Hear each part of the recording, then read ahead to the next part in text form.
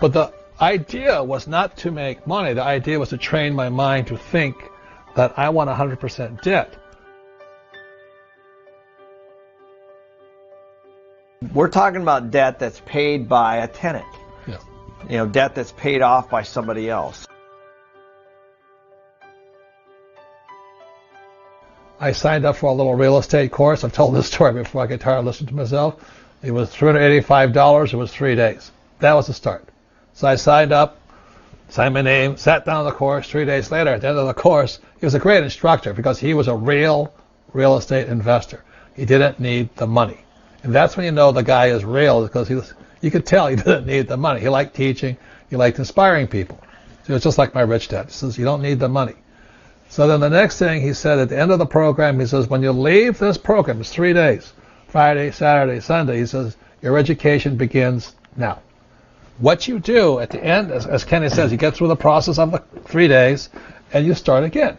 That's the process. So he says, at the end, when you end Monday morning, your job is to look at 100 properties. 100 properties in 90 days. Take everything I've taught you and look at 100 properties. That was the start. So naturally, 30 guys and 30 guys, 35 guys in a class, they all say, okay, yeah, we'll all do it.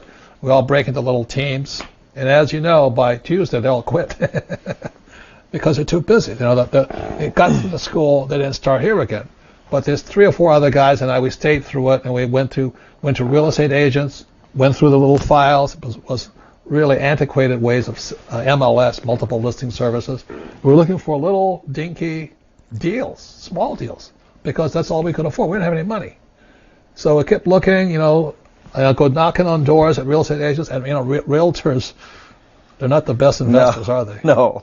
They're only focused on commissions, normally. And I go knocking on the doors, and the first thing they say to me, you can't do that here. This is Hawaii. You can do that in mainland, in California, Nebraska, but you can't do it here in Hawaii. And that's the first thing one of the first things my advisor said is that's what losers will tell you. You can't do that here. Look, somebody is doing it here. May not be the real estate agent, but it might be you. So I knocked on the doors. We'd find these deals. We had to go look at them, and we had to write down. You know, it was a 3-bedroom, 2-bath, 65. Back then it was $65,000. It was a lot of money in Hawaii. Now they're $4 million. And so at the end of 90 days, we had 100 of these. And it was day and night. We just kept going until we got it done. And that was the process. That's right. At the end of the process, I'd gone through 100 deals. And it was like, wow.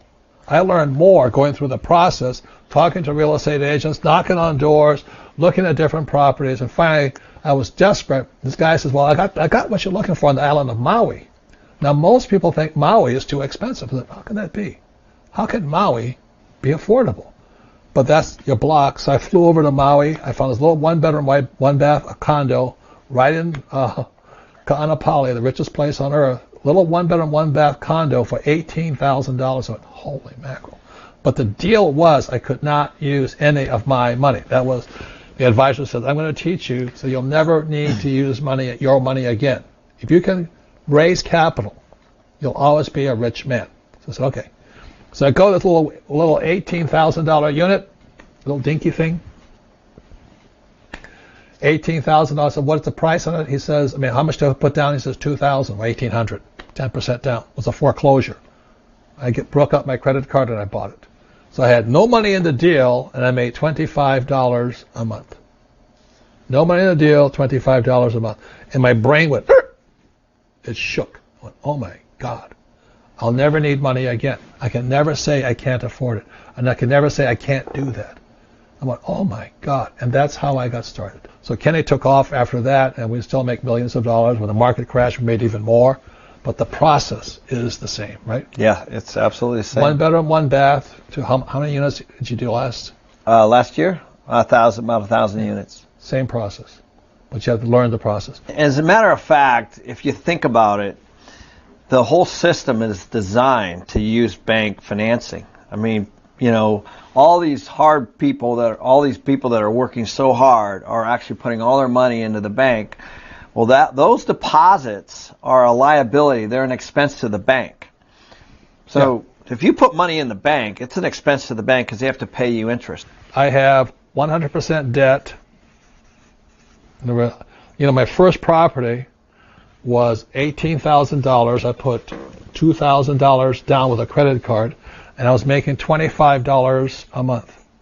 I think that's the best example, Robert, because essentially what you did was you didn't use any of your own money. So the only costs that you had was whatever your debt was and whatever it cost the $1,800 on your credit card was. Right. So I mean, but the idea was not to make money. The idea was to train my mind to think that I want 100% debt. Most people, I want to get out of debt. I want to get out of debt. I want to get out of debt.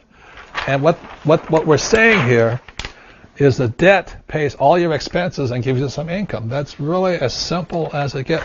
So we started with this. So if I have no money in the deal, it's 100% debt, and I'm making $25, what is my return on investment? It's infinite. Yeah, it's this. Right. I mean, you basically have no investment and you're making $25 a month. The reason why we want so much debt is because if I'm borrowing right now, I'm borrowing at, say, 4 or 4.5%, and inflation is, say, 4.5%, then I'm using basically your money, pension fund, mutual funds, savings. Insurance, savings.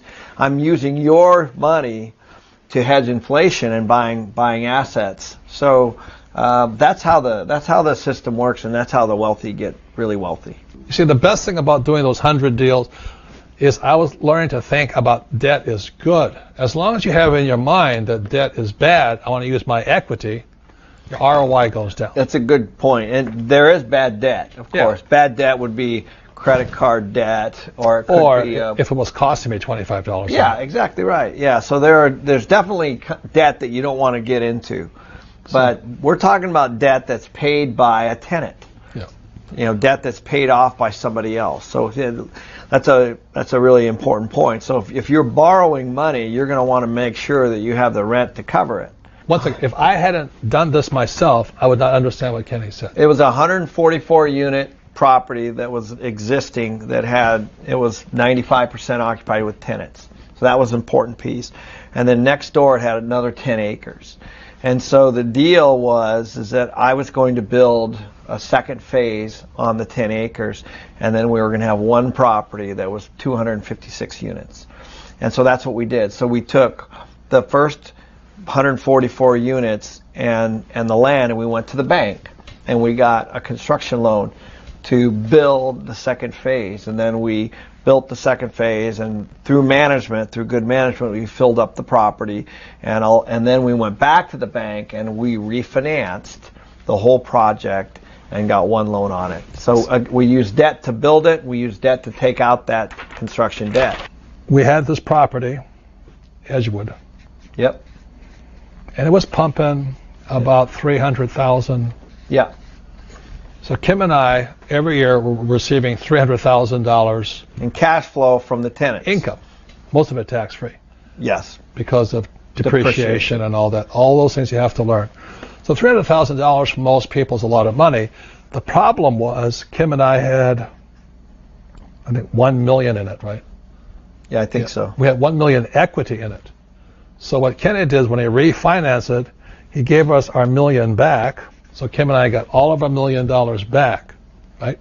Yeah, through a refinance. And we still had this. Right. So we were receiving $300,000 with no money into a deal. To me, that's a great deal. Yeah, and people might ask how. So there's a lot of things that happen inside of here. One was that this was over a 5 or 6 year period. The rents had gone up. We had increased the value. And during that time, interest rates went down. If you remember, I think we borrowed the original at somewhere around 7%, and then we refinanced somewhere around 5%. So we actually saved on the loan, on the interest rate of the loan. And so what we had a property that was worth a lot more, and it still cash flowed very close to what it cash flowed before, and we got the $1 million out. And the $1 million was tax-free because it's a refinance. So when you pull money out when you put a new loan over an old loan and you pull that money out, that's tax-free.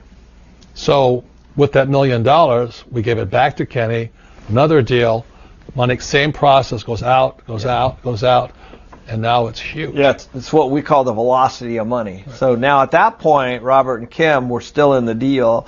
that was still cash flowing, and then that $1 million was also at work somewhere else. And so I'm not saying it's easy and all that, but again, it starts as a process. Yeah, and it's funny, people ask, because now, of course, Edgewood is infinite. There's no investment in the property, and it produces a great deal of cash flow every year. And you're raising the rents, right? That's right. Yeah, we're raising the rents, especially now in this market. But now people come to us and say, do you want to sell? Do you want to sell?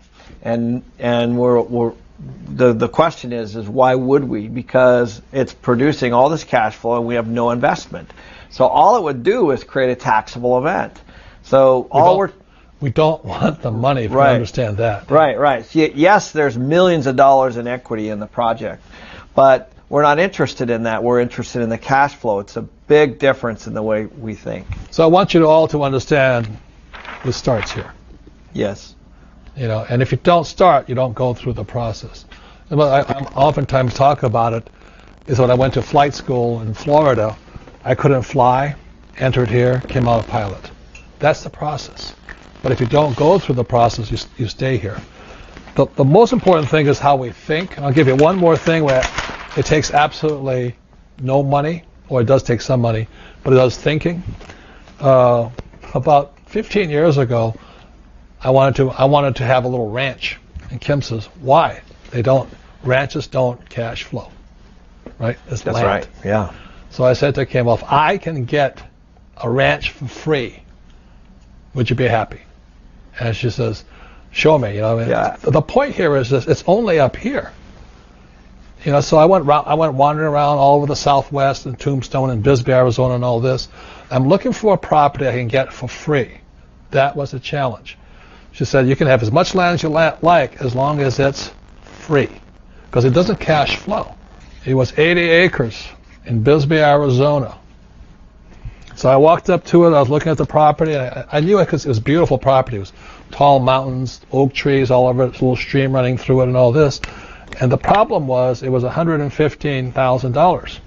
There's no property, there's nothing, no improvement, no building on it, except for there was a little road running through it like this, and there was a little building here. And this was a stagecoach depot at one time with Wyatt Earp and all those guys to go past. This is Tombstone, Arizona over here. This is Bisbee, Arizona here. So I'm staying on this property, and I said to the realtor, doesn't know what he was, so how long has this property been for sale? He says, 10 years. I said, what's wrong with it? This question, he says, I don't know. And I looked around, I said, that's what's wrong with it.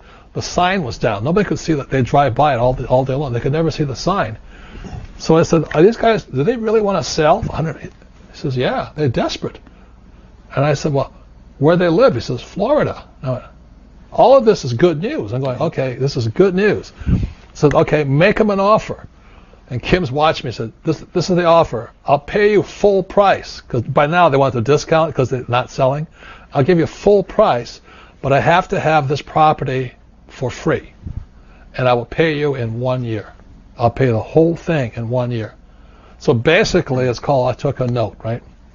So I got a note for $115,000. I take control of this property.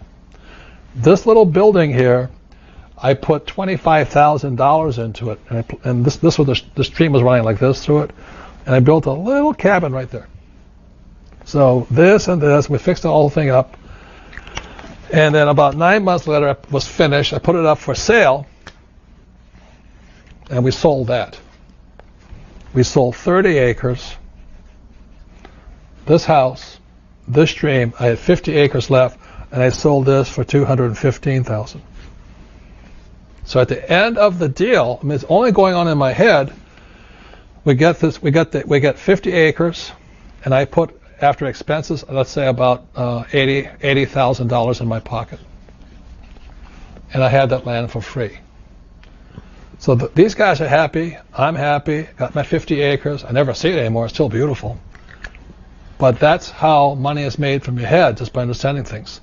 It's all education, and this here happens every day somewhere, every single day.